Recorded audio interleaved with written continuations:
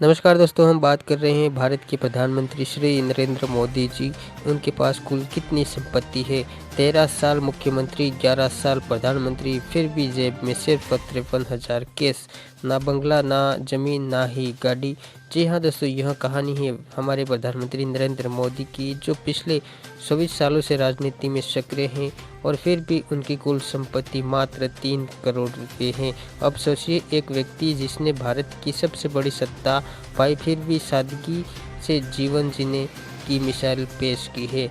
जी हाँ दोस्तों, बिल्कुल आप सही सुन रहे हैं। प्रधानमंत्री नरेंद्र मोदी के पास कुल 3 करोड़ रुपये ही हैं। हम अब आगे बात करेंगे नेता प्रतिपक्ष राहुल गांधी जी की बात करेंगे और उनके पास कुल कितनी संपत्ति है। जी हाँ दोस्तों, हम राहुल गांधी की बात करें तो 2019 में राहुल गांधी की संपत्ति की बात की जाए तो उनके पास 15 करोड़ रुपए थे और हाल ही में 2024 में जब चुनाव हुए तब उनकी संपत्ति 20 करोड़ रुपए घोषित होगी।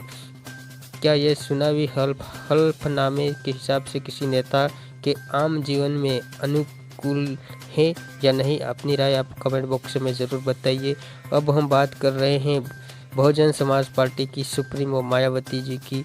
मायावती जो भारतीय राजनीति में एक प्रमुख स्थान रखती है, उनकी संपत्ति का आंकड़ा सुनकर आपको झटका लगेगा। उनकी कुल संपत्ति का मूल्य है 111 करोड़ 67 लाख रुपये। क्या यह आंकड़ा भारतीय राजनीति के आदर्श नेताओं की छवि में को मेल खाता है या नहीं? अपनी राय आप जरूर दीजिए।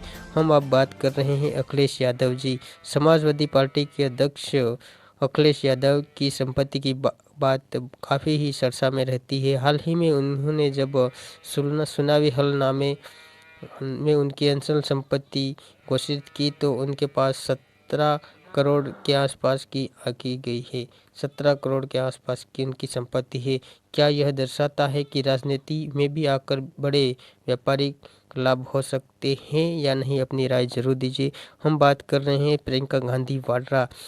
प्रियंका गांधी वाड्रा की संपत्ति की बात करें तो कांग्रेस की नई उम्मीद गांधी परिवार की अगली पीढ़ी प्रियंका गांधी के पास कुल संपत्ति 12 करोड़ रुपये है।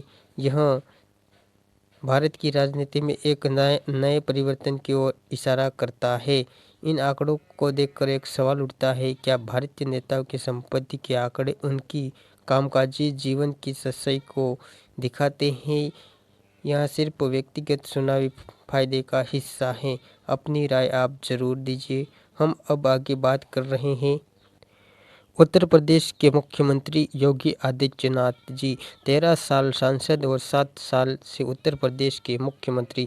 लेकिन क्या आप जानते हैं योगी आदित्यनाथ की कुल संपत्ति कितनी है? हाल ही में दाखिल किए जब चुनाव हुए थे हलफनामों में अनुसार हम उनकी संपत्ति की बात की जाए तो मुख्यमंत्री योगी आदित्यनाथ के पास कुल संपत्ति है 1 करोड़ 56 लाख रुपये।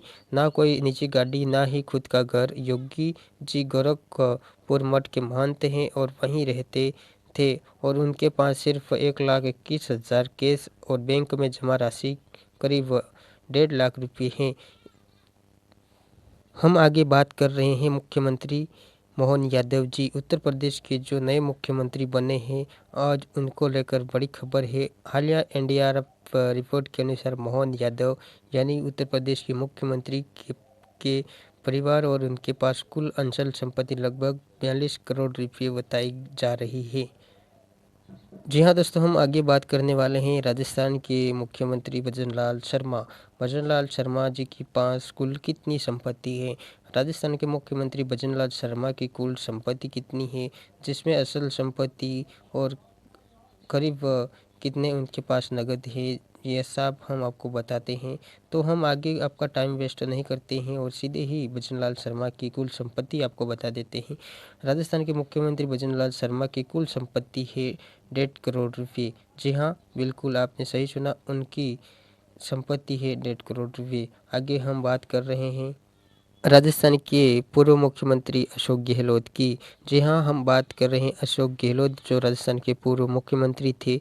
राजस्थान के दिग्गज नेता और पूर्व मुख्यमंत्री अशोक गहलोत ने हाल ही में जब चुनाव हुए थे उन हलफनामे में अपनी संपत्ति का खुलासा किया था और उन्होंने अपनी कुल संपत्ति का लेखा जोखा जब दिया था तब की हम बात करें तो दोस्तों राजस्थान के पूर्व मुख्यमंत्री अशोक गहलोत के पास 11 साढ़े 11 करोड़ रुपए की संपत्ति उन्होंने जब लेखा जोखा जहां पर हल्फनामे में दाखिल किया था जब अपना नामांकन तब उन्होंने अपनी संपत्ति का पूरा खुलासा किया था। उनके पास लगभग 11.5 करोड़ रुपए की संपत्ति है।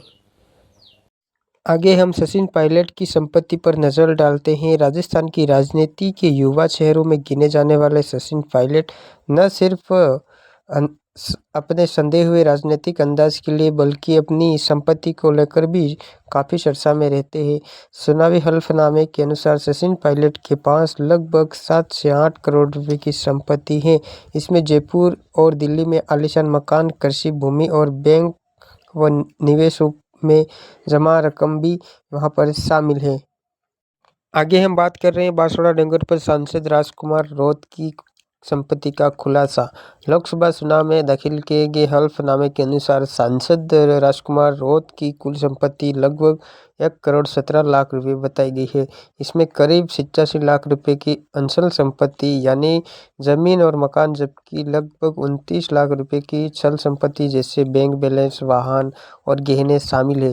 राजकुमार रौत भील आदिवासी समाज से आने वाले जनप्रतिनिधि है जिन्होंने सादगी और जमीनी जुड़ाव से राजनीति से अपनी अलग पहचान बनाई है। लोगों का कहना है कि राजनीति में सादगी और ईमानदारी की मिसाल है राजकुमार रौत। मध्य प्रदेश के पूर्व मुख्यमंत्री शिवराज जी चौहान की हालिया चुनावी हल्फनामे के अनुसार उनकी कुल संपत्ति की बात की जाए तो लगभग 3 करोड़ रुपये हैं। करीब 1 करोड़ रुपये की अंचल संपत्ति है और 2 करोड़ रुपये की अंचल संपत्तियां शामिल है।